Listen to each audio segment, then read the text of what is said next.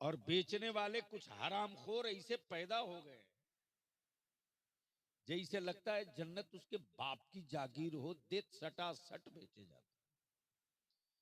इन अंध भक्तों की भी दुकान बंद करा के दम लूंगा। मेरा नाम बलियावी है।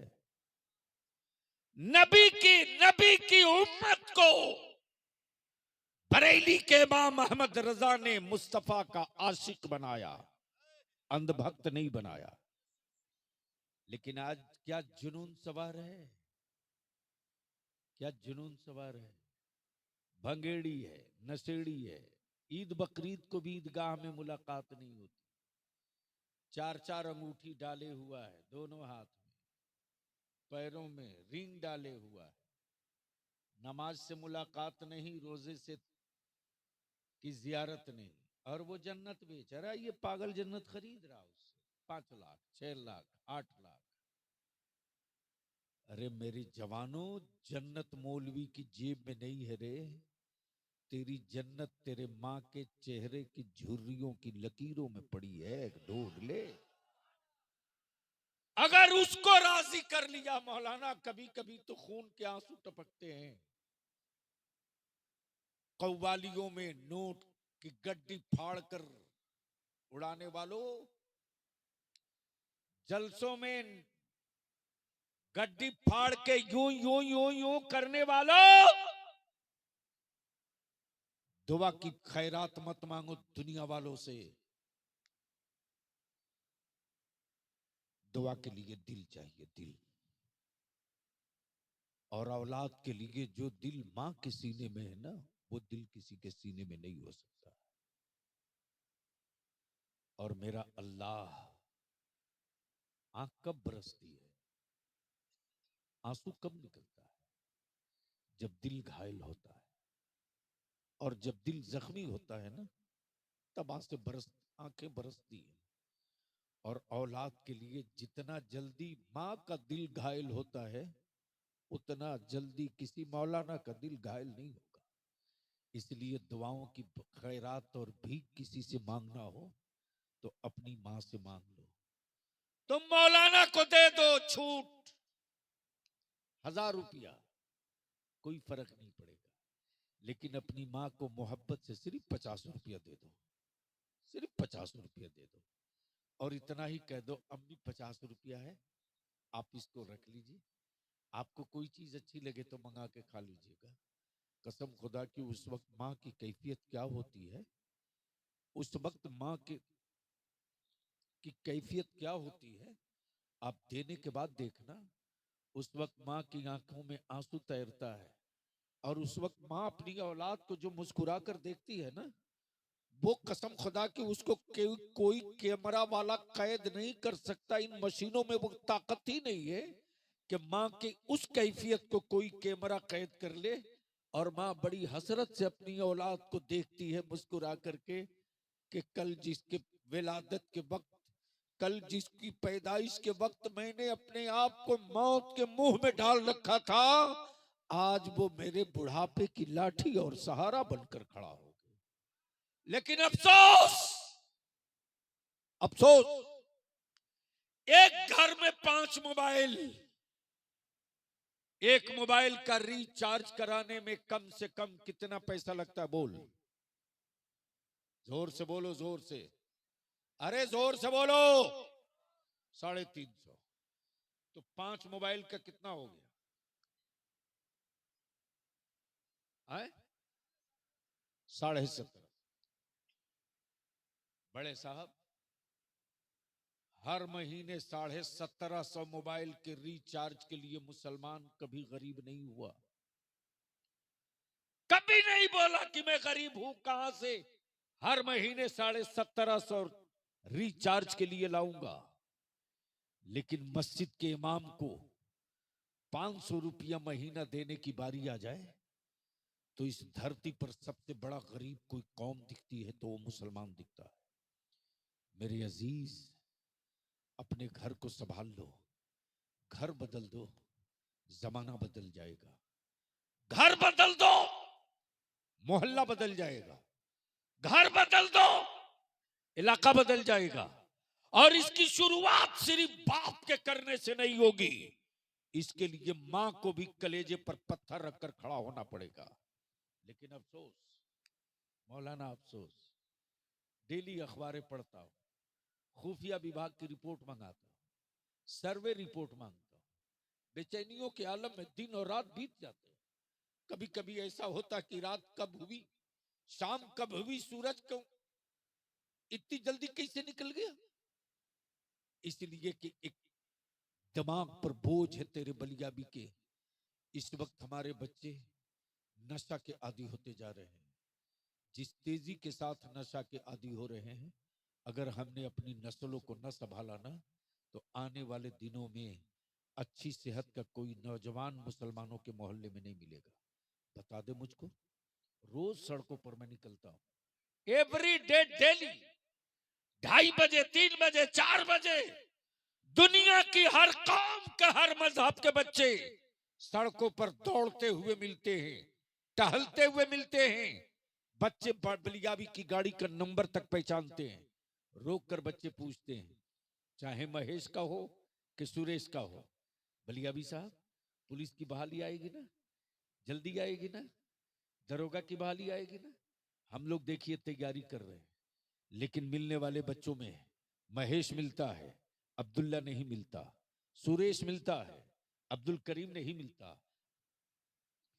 सुरेश मिलता है, अब्दुल करीम नहीं मिलता। मुसलमान का बच्चा सोकर उठेगा 9 बजे, 8 बजे, 10 बजे दिन में, और अपनी मां पर रोब जमा कर कहेगा, अभी तक नाश्ता नहीं बनाया। मेरे अजीज, अरे सोच, जब तू बंबई दिल्ली से कमा कर लौटता है ना, तो तेरी बीवी की नजर ब्रीफ केस पे होती है, तेरी औलादों की नजर तेरी जेब पे होती है। घर में वो तनहा बूढ़ी माँ है, वो तनहा ज़ईफ़ा माँ है कि तेरी माँ की नजर तेरी जेब पे नहीं, माँ की नजर बेटे की सेहत पर होती है। अच्छी सेहत होने के बावजूद भी माँ कहती है तू दुबला क्यों हो गया। और आजमाना हो तो देख ले, अगर किसी जवान को कैंसर का मरज हो जाए तो बीवी नफरत करेगी, सब नहीं, इल्ला माशाल्लाह। अगर कोई वो बीमारी हो जाए जो दूसरे को लग जाए, बीवी तुझसे दूर हट के बात करेगी, भाई तुझसे दूर हट के बात करेगा। लेकिन वो माँ का दिल है रे, वो माँ का दिल है, कहां फेंकेगी, कहां दफन करेगी। बेटे की आखिरी सांस तक, बेटे की आखिरी सांस तक एक माँ अपनी औलाद की जिंदगी की जंग लड़ती है। ये जेवर ले लो, गहने ले लो, जमीन ले लो, प्रॉपर्टी ले लो, भीख मांग लूंगी मंजूर है, कर्ज ले लूंगी मंजूर है, झाड़ू पोछा मजदूरी कर लूंगी मंजूर है, लेकिन बेटे को तड़पता हुआ मरते देखूं, ये मुझे मंजूर नहीं। जरा सा इसको इसी जगह रोक ले, जरा सा इसको इसी जगह रोक ले। ये माँ की फितरत है, ये खून की फितरत है। मेरे रसूल की अता देख ले, मेरे नबी की अता देख ले। एक माँ अपनी औलाद को तड़पता नहीं देख सकती, और मेरा मुस्तफा अपनी उम्मत को कभी जहन्नम में जलता नहीं देख सकता। लेकिन आज उस रसूल करीम से कितना दूर हो। इसलिए हम आखिर में विनती करके, अपील करके आपसे ये इल्तिजा करेंगे, ये जितने कुंवारे आए हो, अपने वालिद से झगड़ा मत करना। सिर्फ एक बात कहना, अब्बा मैं आपका बेटा हूं, मैं तुम्हारी औलाद हूं, मुझको अपना बेटा मानते हो कि नहीं। बाप बोले कि अरे बेटा ये सब कुछ तेरे लिए है, तो अपने बाप का हाथ चूम करके अदब से, मोहब्बत से गुजारिश और इल्तिजा करना, अब्बा मेरे साथ जो सलूक करना हो करना, जमीन नहीं देनी हो मत देना, खेत में हिस्सा नहीं देनी हो मत देना, लेकिन अल्लाह के वास्ते हमको बेचना मत, हमारा सौदा मत करना। हमने अपना सौदा मदीने वाले मुस्तफा से कर लिया है। मैंने अपनी हर सांस का सौदा किया, मैंने अपनी जिंदगी के हर लम्हे से सौदा कर लिया है। और जिसने नबी की चौखट से अपने आप को सौदा कर लिया हो, याद रखना दुनिया की कोई हुकूमत उसका सौदा नहीं कर सकती। निकाह को सस्ता करो, आसान करो, जमीन बेच करके दावत खाना बंद करो।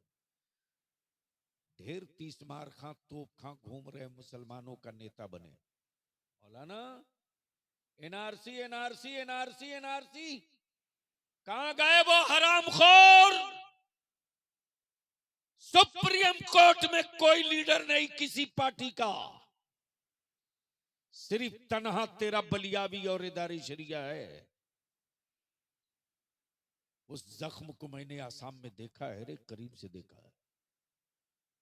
मौलाना 15 रोज तक आसाम के सिलचर से गुवाहाटी तक नहीं, धुबड़ी तक, कूच बिहार तक, गांव गांव पागल की तरह मैं घूमते। आखिर इस एनआरसी के पीछे लॉजिक क्या है? सुन, गौर से सुन। तब बलियावी के दिमाग पर सवार हो गया, मर्जी तेरी मान मत मान। जब तू अल्लाह का हुक्म नहीं मानता तो अब्दुल्ला का हुक्म क्या मानेगा? फिर इंतजार मत कर, अजाब तेरे सर पे खड़ा है। और ऐसे हुक्मरां मुसल्लत किए जाएंगे ना कि तू चीखना भी चाहेगा तो चीखने नहीं दिया जाएगा। सामने तेरे पानी ठंडा रखा रहेगा, तुझको पीने की तौफीक नहीं दी जाएगी। सुन सुन, मौलाना सिलचर से मैं चला था, सिलचर के बाद रंगून ही है। गुवाहाटी से 8 घंटा लगता है सिलचर जाने में। अब आप सोच लीजिए, वो आखिरी बॉर्डर है, वहां से रंगून करीब पड़ता है। मैं बाई प्लेन सिलचर गया, वहां से बाई रोड जंगल पहाड़ घाटी होते हुए जानने के लिए कि हकीकत क्या है। सुनिएगा, गौर से सुनिएगा, और उसके बाद जमीन बिचवाइएगा और जमीन का सौदा कीजिएगा। और बेटे को 5 लाख एक मोटरसाइकिल और एसी फ्रिज पर बेच दीजिएगा, आपसे कोई शिकायत नहीं होगी। बड़े साहब, जब मैं चला हूं तो गुवाहाटी से करीब जब मैं आ चुका, करीब करीब हमें लगता है कि 100 किलोमीटर के फासले पर रहा हो। उस वक्त जो मेरे साथ स्कॉट चल रहा था, दो दो गाड़ी आसाम पुलिस की लगी थी, और पुलिस के जवानों को डायरेक्शन ये था कि बलियावी को कम से कम लोगों के और पब्लिक के बीच जाने दो, रोको। जैसे ही मैं चला हूं, तिनसुकिया से आगे बढ़ा, गुवाहाटी से 100 किलोमीटर पहले मैंने सिक्योरिटी वाले से कहा कि एक काम करो, हमें कहीं साफ सुथरा होटल देख करके चाय पिलाओ। यहाँ तो कोई दुकान कोई होटल ऐसा नहीं जहां सिर्फ दारू की बोतल दिख रही हो, साफ जगह दिख। उसने जानते हैं क्या जवाब दिया? बोला, साहब 1 घंटा और बर्दाश्त करो। वाकी टॉकी से बात हो रही थी। मैं जिस गाड़ी में था, एक वाकी टॉकी इंस्पेक्टर लेके मेरी गाड़ी में, एक गाड़ी आगे फोर्स, एक गाड़ी पीछे फोर्स, 3 नौजवान मेरी गाड़ी में। मेरी एक एक बात सुनता था, मैं किससे बात कर रहा हूँ, क्या कर रहा हूँ। आखिर में मैंने कह दिया, एक काम करो कि मेरी बॉडी में चिप्स लगा दो और कैमरा भी सेट कर दो, ताकि तुम लोगों को दिक्कत ना हो, वो खुद देखते रहे कि मैं कहाँ जा रहा हूँ, क्या कर रहा हूँ। सुन, गौर से सुन सुन, गैरत वाली मावों के दूध की लाली अगर बची है तो सुन। उसके बाद फैसला कर लेना कि गरीबों की जमीन बिचवा कर तुम क्या कर रहे हो। जैसे ही गुवाहाटी से 40 किलोमीटर पहले उसने जवाब दिया कि एक बिहारी ढाबा है और वो आपको जानता है। मैंने कहा, हमें जानता है? बोला, हाँ, इसीलिए कि मैं पेट्रोलिंग में गुजर रहा था तो मैंने देखा कि वो आपकी स्पीच वहां लगाए हुआ था। सुनना गौर से, बड़े साहब जानते हैं, बल्कि अभी आज भी अपने को रोक नहीं पाता है, वो मंजर मेरी आंखों से गायब नहीं होता है। मौलाना जैसे ही ढाबे के पास हो गाड़ी रुकी, मैंने कहा, ला यार थोड़ा पानी दे दो, वजू कर रहे। जगह मुनासिब है, नमाज भी पढ़ लेते हैं, मगरिब का वक्त हो गया। अचानक मेरे कान में आवाज आती है, एक बड़ी बीबी अपने पोता और पोती को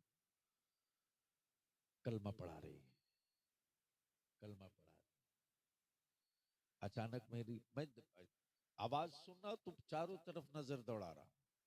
ये सड़क है, बगल में खाई है, ठीक उसके बगल में झाड़ है, और झाड़ के सामने ही एक छोटा सा पहाड़ का टुकड़ा है, और पहाड़ के हिस्से को काट करके बांस और बल्ली नहीं, जंगल की लकड़ी को खड़ा करके ऊपर से प्लास्टिक की पन्नी ताने हुआ है, और एक बड़ी बीबी ज़ईफुल उम्र बुढ़िया अपने पोता और पोती को कलमा पढ़ा रही है, रटा रही है। अचानक मेरी नजर पड़ी, मैंने कहा कि मैं इनसे मिलना चाहता हूं, मैं इनसे मिलूंगा। डीएसपी आ गया, बोला बोला सॉरी सर, मैं रिस्क नहीं लेता, कुछ हो जाएगा तो मेरा क्या होगा आप इसको नहीं सोचते। मैंने कहा किसी का क्या हो उसकी परवाह मैं नहीं, मैं मिलूंगा, मैं जाऊंगा। मौलाना मैं नीचे उतरा झाड़ के, संभलते पहुंचा, सिपाहियों को मैंने कहा सब पीछे रहो, ये गरीब कहीं डर न जाए, सब लोग पीछे रहो। जैसे ही पहुंचा हूं मैंने सलाम किया, बड़ी बीबी गौर से देखी, कोई जवाब नहीं। फिर मैंने सलाम किया, गौर से देखी, उसके बाद कुछ बोल नहीं रही।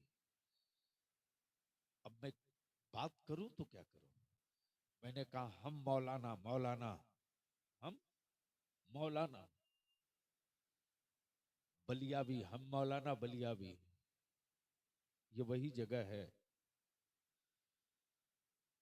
जहां से बलियावी के दिमाग काम नहीं करता। उसी छप्पर के प्लास्टिक में के साए में रहने वाली वो बूढ़ी एक अखबार ला रही, आसामी जबान का, और अखबार को गौर से देख रही है और मुझको देख रही है, गौर से देख रही, मुझे देख रही, बहुत गौर से अखबार देख रही, मुझे देख रही। थोड़ी देर के बाद कहती है आप मौलाना मौलाना मौलाना बलिया बलिया। मैं कहा हाँ हम मौलाना बलिया भी। मट्टी के मटके से पानी निकाली प्लास्टिक के गिलास में।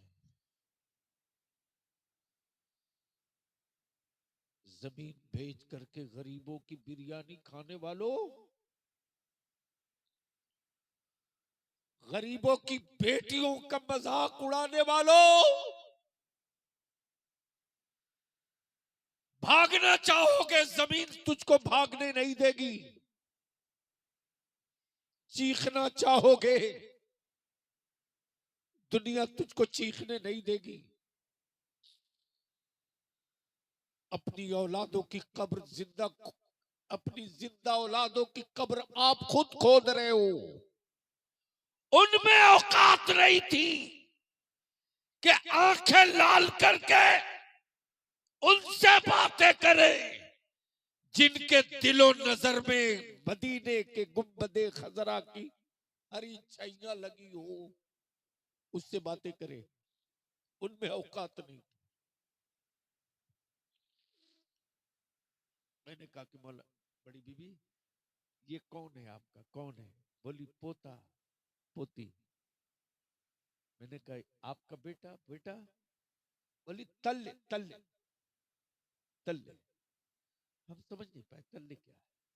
बोली तल्ले तल्ले तल्ले। एक सिपाही था, बोला नीचे है नीचे। मैंने कहा बुलाओ। जैसे ही उसने अपने बेटे को आवाज दिया, उसका बेटा आया। मैंने कहा ये कौन है आपकी। बोले मेरी माँ है। ये दोनों बोले मेरे बेटे हैं। मैंने कहा आपकी बीवी। बोली वो भी मजदूरी कर रही है मेरे साथ। सुन गौर। मैंने कहा आपका मकान।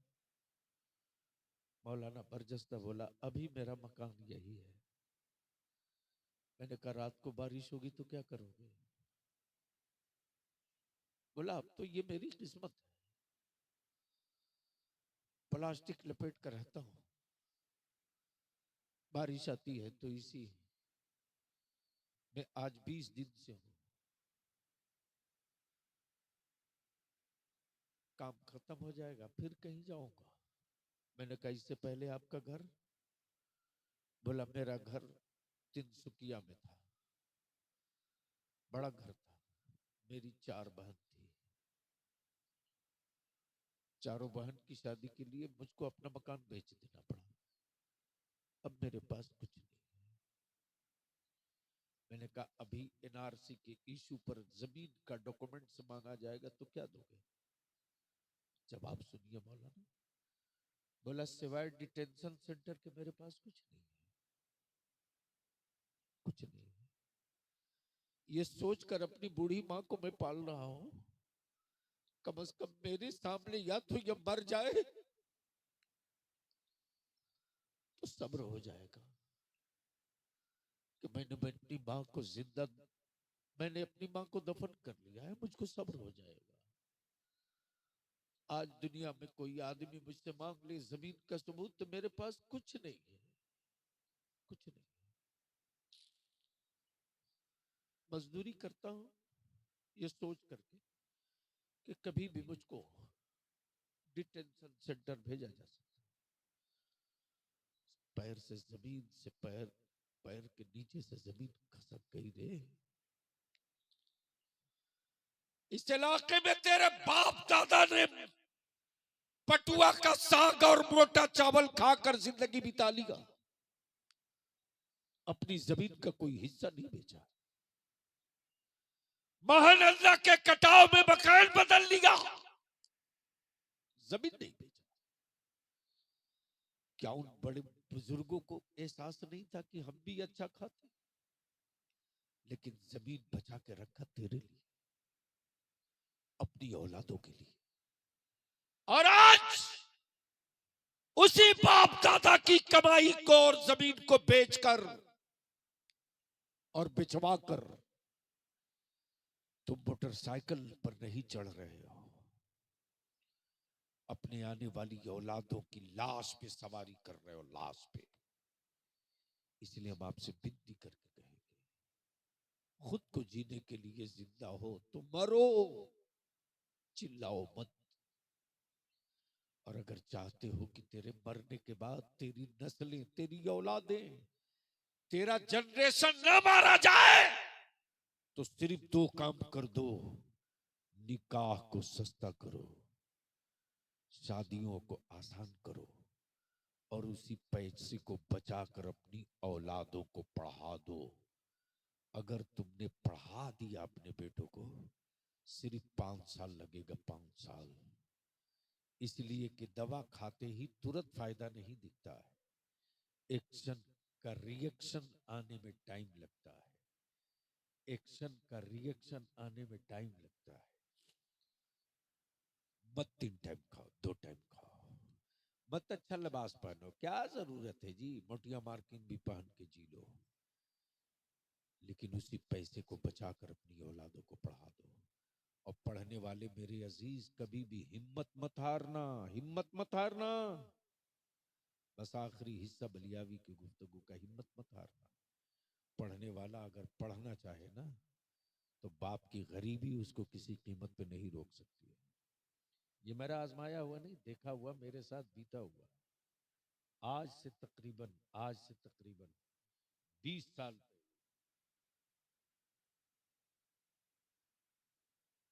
पटना यूनिवर्सिटी के बच्चों ने हमको दावत दिया, रबीउल अव्वल शरीफ के मौके से। मौलाना जानते हैं, मैं इदारे शरीयत में बैठा था, गौर से सुनना, कॉलेज स्कूल में पढ़ा। मेरे साहब जानते हैं, वो आए बच्चे इदारे शरीयत पुरानी बिल्डिंग, बुलेट मोटरसाइकिल से 2 बच्चे आए, मुझी से पूछ रहे हैं बलियावी साहब कहाँ?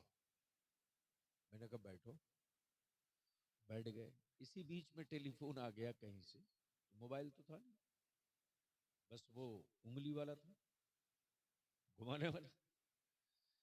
टेलीफोन आया, काला डब्बा होता था, उठाया। उन्होंने कहा हाँ जी बलियावी बोल रहा हूँ, फरमाएं। ये दोनों खड़े हो गए, बोले आप ही हैं? मैंने कहा हाँ बोलो, कोई दिक्कत? बोला नहीं, आप ही से मिलना था। मैंने कहा चाय पियो, उसके बाद बात करते हैं। चाय पिलाए, मैंने कहा बताओ। बोला हम लोग जो पटना यूनिवर्सिटी में हैं, कुछ लोग लॉज में रहते हैं, हम सब लोग मिलकर के रबीउल अव्वल शरीफ का एक जलसा करना चाहते हैं। मैंने कहा बलियावी की तारीख लेने आओ? बोला हाँ। हमने देखा ये आए हैं सब बुलेट मोटरसाइकिल से, तो ये छोटे मोटे लोग नहीं है। मैंने कहा बलियावी साहब का नजराना मालूम है? तो जो आया था वो बांका का लड़का था। बोला हजरत जो बोलिएगा दूंगा। मैंने कहा पक्का? बोला हाँ हजरत आप हुक्म तो कीजिए, जो बोलिएगा वो दे। मैंने कहा 2500 लूंगा। कब? 20 साल पहले। आज का तकरीबन 50,000 से बेशी हो। 50,000 से बेशी हो। जैसे ही मैंने कहा 2500, बोला हजरत दूंगा। मैंने कहा दूसरी शर्त ये है कि मैदान में तकरीर नहीं होगी, हॉल में होगी। कहा? जोर से बोलो। हॉल। बोला ये भी शर्त मंजूर है। मैंने कहा तीसरी शर्त ये होगी कि कार्ड पास होगा। बोला ये भी शर्त मंजूर है। जैसे ही मैं पहुंचा हूं तो उस जमाने में मेरे पास एम्बेसडर गाड़ी थी। क्योंकि शुरू से अपनी जहनियत रही कि हमको किसी मदरसे की चाय नहीं पीनी है। तनख्वाह कौन पूछता है? नमक हराम है मेरे लिए, छू नहीं सकता। और अल्हम्दुलिल्लाह अल्लाह का एहसान है कि अब तक की जिंदगी मेरे रब ने इसी पर बिता दिया। जैसे ही पहुंचा तो देख रहा हूं पूरा हॉल पैक। मैंने कहा यार समझ में नहीं आ रहा। अब वो लड़के सब जितने हैं, कोई गमछा, कोई गुलदस्ता, कोई गमछा, कोई बूके। जब देखा लंबी भीड़ है तो जो तारीख लेने गया था, मैंने कहा ऐसा करो ये सारा गुलदस्ता बचा के रखो, ले जाओ बेच दो, बेच के पैसा लेते आओ। तो उसमें एक लड़का था यार, बोला बलियावी का नाम बहुत सुना था, ये लालची बहुत लग रहा है। जो मेरे साथ भी था, जब बैठ गया बड़े साहब कुर्सी पर, तो मैंने कहा ओए कहाँ गया प्रेसिडेंट, इधर आ, ला मेरा पैसा दे। ले लिया। बोला हजरत भरोसा नहीं है। मैंने कहा तुम पर भरोसा है, इस कागज पर भरोसा नहीं है, कब किसकी जेब में ट्रांसफर हो जाए। सुनो गौर से, पढ़ने वाला कभी गरीबी का रोना नहीं रो सकता। जब बलियावी की तकरीर शुरू हुई, तकरीबन 1.25 घंटा बोलने के बाद मेरी गुफ्तगू का ये मोड़ आया कि पढ़ने वाला अगर पढ़ना चाहे तो गरीबी नहीं रुकावट बन सकती, रिक्शा चलाकर पढ़ सकता है। और 500 रुपया अपनी जेब से मिलाया, 2500 वो, और उस प्रेसिडेंट को दे के मैंने कहा ये बेटा पकड़ 3000 रुपया, ये इमरजेंसी ताला और चाबी है। पूरे हॉस्टल में, पूरे तुम्हारे सर्किल में अगर कोई बच्चा कंपटीशन का एग्जाम निकालने के बिल्कुल मोमेंट पर हो, बीडीओ, सीओ, डीसीएलआर, एसडीएम बनने के बिल्कुल आखिरी पड़ाव पर हो, और बाप की गरीबी की वजह से अगर वो दम तोड़ रहा हो, उस वक्त इस पैसे को इस्तेमाल कर लेना और हमको खबर कर लेना। मैं अपने उस बच्चे के लिए फिर भीख मांग लूंगा, हमको मांगने में कोई शर्म नहीं आएगी। इसलिए कि बलियाबी के सामने मस्जिद बनाने का मसला नहीं है, बनी हुई मस्जिदें बचाने का मसला है। और हम जिस्म के ताकत से नहीं बचा सकते, कलम के पावर से बचा सकते हैं। अगर मेरे बच्चों के हाथ में कलम का पावर होगा तो हम बहुत कुछ बचा सकते हैं, बहुत कुछ बचा सकते हैं। इसका इस्तेमाल कर लेना, हमको खबर करना। बच्चे जो तकरीर के बाद मौलाना, मेरी गुफ्तगू का यही हिस्सा आया कि पढ़ने वाला रिक्शा चला करके भी पढ़ सकता है। ठीक वो वही जमाना था। सहारनपुर से जामिया गौसिया साबिरिया रजविया की जमीन और इमारत का काम शुरू करा करके मैं लौटा था। आज भी मुझे याद है, हेमगिरी ट्रेन थी, रात को पहुंची है 1:30 बजे, कड़ाके की ठंड। मैं सोच रहा था सुल्तान कैसे जाऊंगा। अचानक एक नौजवान लुंगी जैकेट मुंह बांधे गमछा से रिक्शा लेके दौड़ाया और आकर जानते हैं क्या बोलता है? बोलता सुल्तानगंज जाएगा। मैंने कहा तुमको कैसे पता चला? बोला नहीं, उधर मौलाना लोग रहता है। मैंने कहा हाँ जाएगा, कितना भाड़ा लोगे? बोला साहब आप, हमको उधर ही जाना है, आप जो दे दीजिएगा ले लेंगे। मैंने कहा नहीं, बताओ कितना लोगे? चला है, पलट के पीछे नहीं देख रहा। चलते चलते जबेदारी शरीया के गेट पर पहुंचा तो मैंने पूछा आपका नाम? बोला साहब नाम क्या पूछते हो, अब मुझे जाने दो। मैंने कहा अरे पैसे तो ले। बोला अरे छोड़िए ना, पैसे क्या दीजिएगा आप रखिए। मैंने कहा गलत बात, ठहरो, कितना दो? बोला साहब जो देना हो दो, नहीं देना हो मत दो। मैंने कहा ये 50 रुपया रखो। बोला साहब आप बहुत दे दिए, 5 रुपया बहुत था। मैंने कहा रखो, तेरे बच्चों के काम आएगा। अल्लाह अकबर। ठीक 2 साल के बाद उसी बिल्डिंग के तीसरे तल्ले पर मैं था।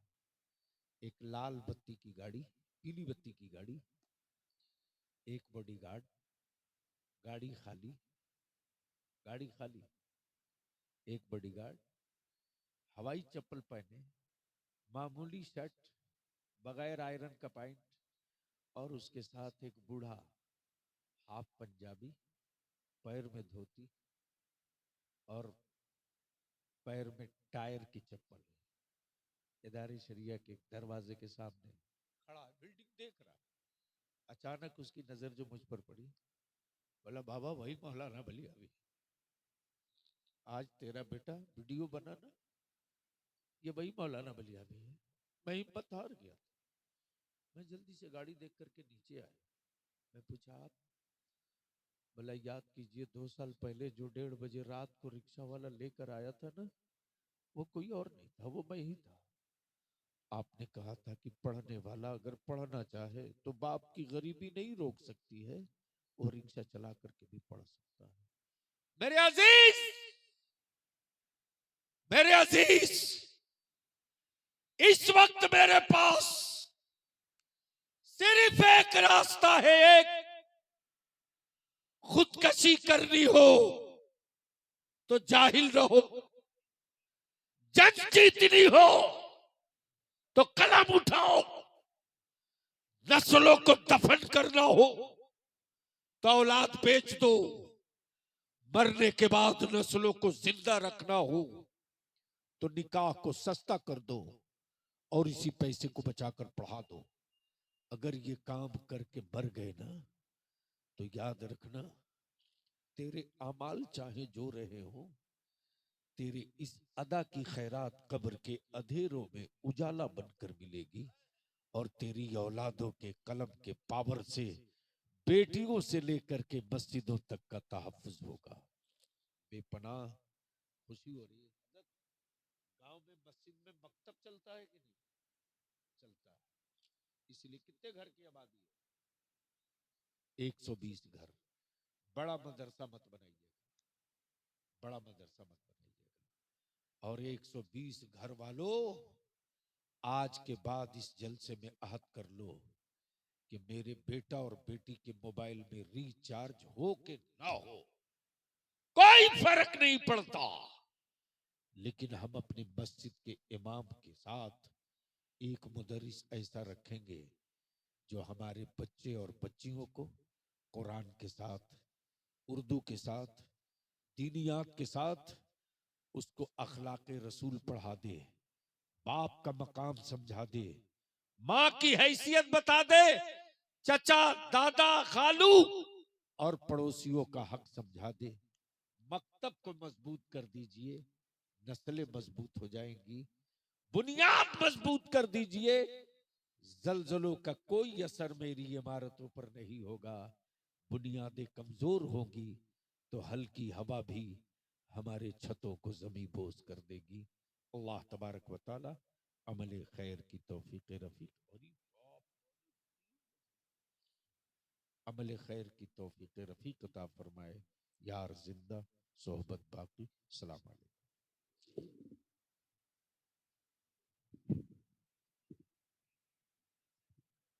सुभान अल्लाह, सुभान